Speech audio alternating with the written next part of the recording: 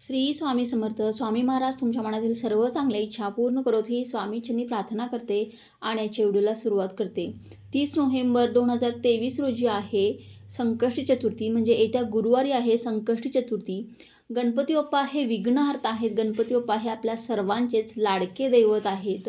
प्रत्येक महिन्याला संकष्टी चतुर्थीचं व्रत हे आपण सर्वजण करत असतो, कारण संकष्टी चतुर्थीचं व्रत केल्यामुळे गणपती बाप्पा आपल्यावरती प्रसन्न होतात. अगदी छोट्याशा सेवेने सुद्धा गणपती बाप्पा खूप प्रसन्न होत असतात. आपल्या जीवनातील जी काही विघ्न आहेत तर ते दूर करण्यासाठी आपल्याला हे संकष्टी चतुर्थीचं व्रत करणं अत्यंत आवश्यक आहे. फक्त महिन्यातील एक संकष्टी चतुर्थीचं व्रत केल्यामुळे आपल्या जीवनामध्ये कोणत्याही प्रकारची संकट येत नाहीत, कोणतेही विघ्न येत नाहीत. कारण गणपती बाप्पांचं व्रत हे आपण विघ्नहर्तासाठीच करत असतो. विघ्न आपल्या जीवनातील दूर करण्यासाठी आपण करत असतो आणि गणपती बाप्पांना विघ्नहर्ताच या नावाने आपण ओळखतो. त्यामुळे आपल्या जीवनामध्ये कधीच कोणत्याच संकटांचा सामना हा आपल्याला करावा लागत नाही जर आपण संकष्टी चतुर्थीचं व्रत केलं तर. संकष्टी चतुर्थीच्या दिवशी आपल्याला सकाळी लवकर उठायचं आहे आणि आपल्याला गणपती बाप्पांची विधिवत पूजा करायची आहे. गणपती बाप्पांना छान एक लाल प्रकारचं लाल जास्वंदाचं फूल आवडतं, तर ते आवर्जून आपल्याला त्या दिवशी गणपती बाप्पांना लाल जास्वंदाचं फूल अर्पण करायचं असतं. त्याचबरोबर आपल्याला गणपती बाप्पांना दुर्वासुद्धा आवर्जून अर्पण करायचे आहेत, कारण जास्वंदाचं फूल आणि दुर्वा जे आहेत ते गणपती बाप्पांना अत्यंत प्रिय आहेत. गणपती बाप्पांच्या छोट्या छोट्या अत्यंत प्रिय असणाऱ्या गोष्टी जर आपण गणपती बाप्पांना अर्पण केल्या तरीसुद्धा गणपती बाप्पा आपल्यावरती प्रसन्न होतात. आपल्या जीवनातील विघ्न आहे तर ते दूर करतात. आपल्या मुलांच्यावरती त्यांचा कृपा आशीर्वाद राहतो.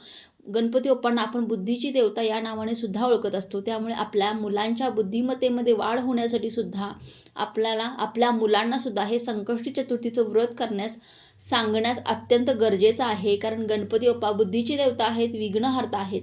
यासाठी आपल्याला गुरुवारच्या दिवशी गणपती बाप्पांच्या जवळ अशी एक वस्तू ठेवायची आहे, जेणेकरून आपल्या जीवनातील जी काही दुःख आहेत, संकट आहेत, विघ्न आहेत तर ते दूर होतील आणि आपल्या घरामध्ये ज्या काही पैशाच्या अडचणी आहेत तर त्यासुद्धा दूर होतील आणि आपल्या घरामध्ये नेहमी कुठून ना कुठून तरी पैसे येत राहतील. यासाठी आपल्याला गणपती बाप्पांच्या जवळ एक अशी वस्तू ठेवायची आहे. आपल्या जीवनातील सर्व आर्थिक समस्या ह्या कायमच्या नष्ट होतील या उपायाने. तर हा उपाय कशा पद्धतीने करायचा आहे हे आपण आजच्या व्हिडिओमध्ये पाहणार आहोत. त्यामुळे व्हिडिओ हा शेवटपर्यंत नक्की पहा. आणि तुम्ही जर माझ्या चॅनलवरती नवीन असाल तर चॅनलला नक्की सबस्क्राईब करा आणि व्हिडिओ पाहत असताना कमेंटमध्ये लिहा श्री स्वामी समर्थ. आणि सबस्क्राईबच्या बाजूचं बेल आयकॉनलाही प्रेस करायला अजिबात विसरू नका, जेणेकरून असेच धार्मिक व्हिडिओ आपल्यापर्यंत पोहोचतील. गणपती बाप्पा हे तुमच्यापासून अगदी माझ्यापर्यंत सर्वांचेच लाडके दैवत आहेत. प्रत्येक महिन्यातील संकट चतुर्थीचं व्रत हे आपण करत असतो आणि हे व्रत केल्यामुळे आपल्या जीवनामध्ये सुख, समृद्धी, ऐश्वर यांची भरभराट होत असते. कारण आपल्या जीवनामध्ये कधीच कोणत्याच संकटाचा सामना हा आपल्याला करावा लागत नाही जर आपण संकट चतुर्थीचं व्रत केलं तर. आपल्या मुलांना देखील आपण संकष्टी चतुर्थीच्या दिवशी काही उपाय जर केले तर आपल्या मुलांच्या बुद्धिमत्तेमध्ये वाढ होत असते. यासाठी आपल्याला संकष्टी चतुर्थीच्या दिवशी असे काही छोटे छोटे उपायसुद्धा करणं आपल्या मुलांच्यासाठी हे गरजेचं असतं. की मुलांच्या जीवनामध्ये कधीच कोणत्याच प्रकारची संकट येत नाहीत, विघ्न येत नाहीत आणि मुलांचं जे काही शिक्षण आहे, जे काही त्यांची नोकरी, व्यवसाय, व्यापार, उद्योगधंदा आहे तर यामध्ये लक्ष्मी वृद्धी म्हणजे पैशामध्ये वाढ होत जाते. कोणत्याच अडचणी त्यांच्या आयुष्यामध्ये येत नाहीत. यासाठी आपल्याला संकष्टी चतुर्थीच्या दिवशी आपली मुलं मोठी असतील तर ते हे व्रत करायला सांगणं अत्यंत गरजेचं आहे. मुलं लहान असतील तर त्यांच्यासाठी आपण व्रत करणं अत्यंत गरजेचं आहे. तर या दिवशी आपल्याला काय करायचं आहे, संकष्टी चतुर्थीच्या दिवशी आपल्याला सकाळी लवकर उठायचं आहे, अंघोळ वगैरे करून घ्यायची आहे आणि आपली नित्य देवपूजा जी आहे तर ती आटोपून घ्यायची आहे. आणि या दिवशी आपल्याला गणपती बाप्पांची अगदी विधिवत पूजा करायची असते. गणपती बाप्पांना पाण्याने स्नान घालायचं आहे, अभिषेक करायचा आहे, त्यानंतर पंचामृताने अभिषेक करायचा आहे.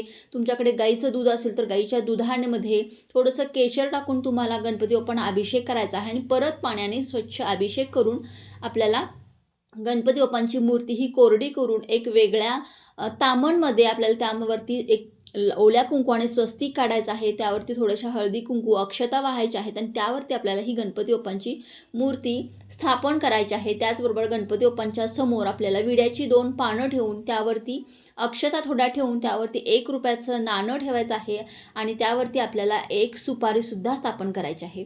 अशा पद्धतीने आपल्याला पूजा करायची आहे. गणपती बाप्पांचे आवडतं जास्वंदाचं फूल जे आहे तर ते आपल्याला न चुकता आवर्जून अर्पण करायचं आहे. त्याचबरोबर आपल्याला तुम्हाला 11 किंवा 21 दुर्वा शक्य झालं तर तुम्हाला दुर्वासुद्धा अर्पण करायचे आहेत. आणि तुम्हाला गणपती बाप्पांचा जो आवडता नैवेद्य आहे, अगदी मोदक, लाडू, हे जर तुम्हाला शक्य झालं तर मोदक, लाडूचा नैवेद्य तुम्ही गणपती बाप्पांना अर्पण करा. नसेलच तुम्हाला शक्य तर तुम्ही गूळ खोबऱ्याचा सुद्धा हा नैवेद्य गणपती बाप्पांना अर्पण करू शकता. बस इतक्या छोट्याशा सेवेने सुद्धा गणपती बाप्पा आपल्यावरती प्रसन्न होतात. आणि ही सर्व विधिवत पूजा झाल्यानंतर आता ही पूजा करत असताना एक तुपाचा दिवासुद्धा प्रज्वलित करणं अत्यंत आवश्यक आहे. कारण तुपाचा दिवा प्रज्वलित केल्याशिवाय, तुम्ही तेलाचा करा किंवा तुपाचा करा, पण दिवा आधी सर्वप्रथम आपल्याला प्रज्वलित करायचा आहे. धूप, दीप, अगरबत्ती ओवाळायची आहे आणि आपल्याला त्यानंतर गणपती अथर्वशीर्षाचं पठण करायचं आहे.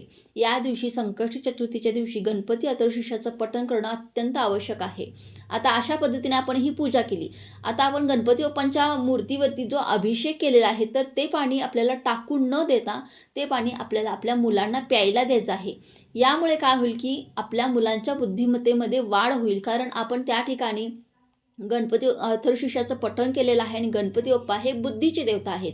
आणि त्यांच्यावरती अभिषेक केलेलं पाणी आपल्या मुलांना प्यायला दिल्यामुळे त्यांच्या मुलं लहान असतील, मोठी असतील, सर्वांनाच हे पाणी प्यायला द्यायचं आहे. त्यांच्या बुद्धिमत्तेमध्ये वाढ होते.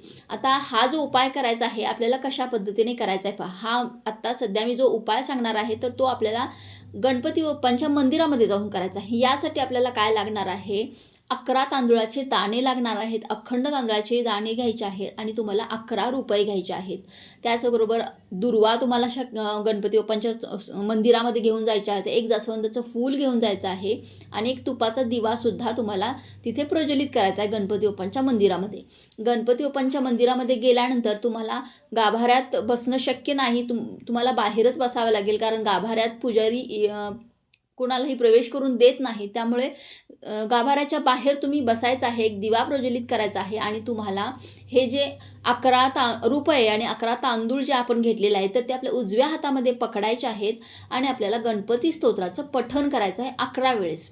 गणपती स्तोत्राचं पठण करण्यास फार वेळ लागत नाही. अगदी 5 मिनिटात तुमचं 11 वेळेस गणपती स्तोत्र म्हणून होऊन जाईल.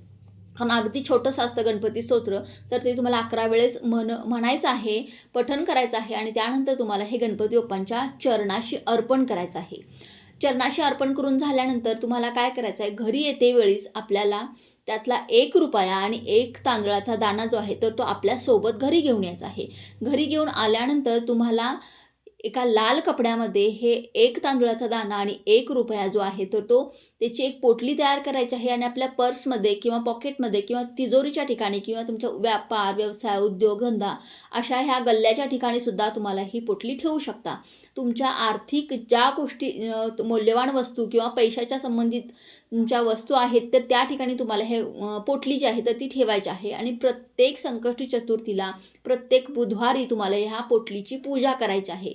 ही पोटली तुमच्या पैशाच्या ठिकाणी ठेवल्यानंतर तुमच्या आयुष्यामध्ये पैसा कुठून ना कुठून तरी नेहमी येत राहील. पैशाचा ओघ वाढत राहील.